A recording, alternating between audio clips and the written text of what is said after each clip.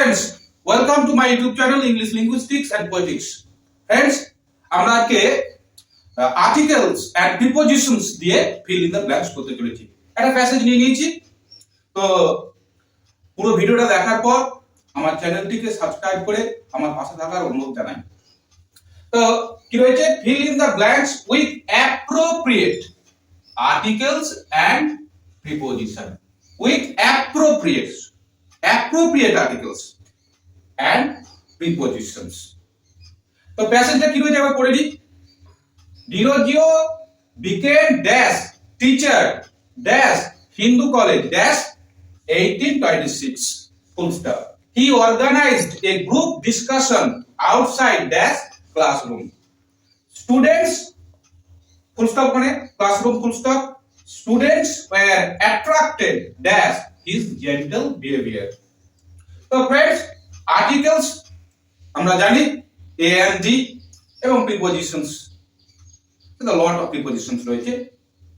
তো ডিরোজিও became কি রয়েছে teacher dash Hindu college dash 1826 became একজন টিচার হয় একজন যখন শিক্ষক হিসেবে নিয়োগ করে একটা স্কুলে একজন শিক্ষক হিসেবে নিয়োগ করে তাহলে এখানে দি এর ব্যবহার আসছে না একজন হিসেবে একজন এ কিংবা এন যেহেতু টিচার এন তো হবে না টি কনসোনেন্ট সাউন্ড তাহলে ডিরোজিও became a teacher কার না হিন্দু কলেজে অফ হিন্দু কলেজে আর ইয়ার আগে সব সময় ইন বসে প্রিপোজিশন বসবে ইয়ার আগে সালের আগে আর ডেটের আগে অন তারিখ আর টাইমের আগে এট এই তিনটে একটু মনে রাখবেন তাহলে কলেজ ইন 1826 তাহলে 1826 সালে ডিরোজিও became হয়ে পড়েছিলেন বা হলেন একজন শিক্ষক অফ হিন্দু কলেজের একজন শিক্ষক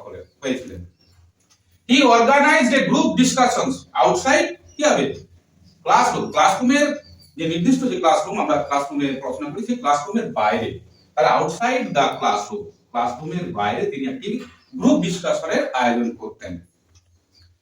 স্টুডেন্টস ওয়্যার অ্যাট্রাক্টেড এরপর প্রিপোজিশন বসবে অ্যাট্রাকশন বা অ্যাট্রাক্ট এরপর হচ্ছে অ্যাপ্রোপ্রিয়েট প্রিপোজিশন হচ্ছে টু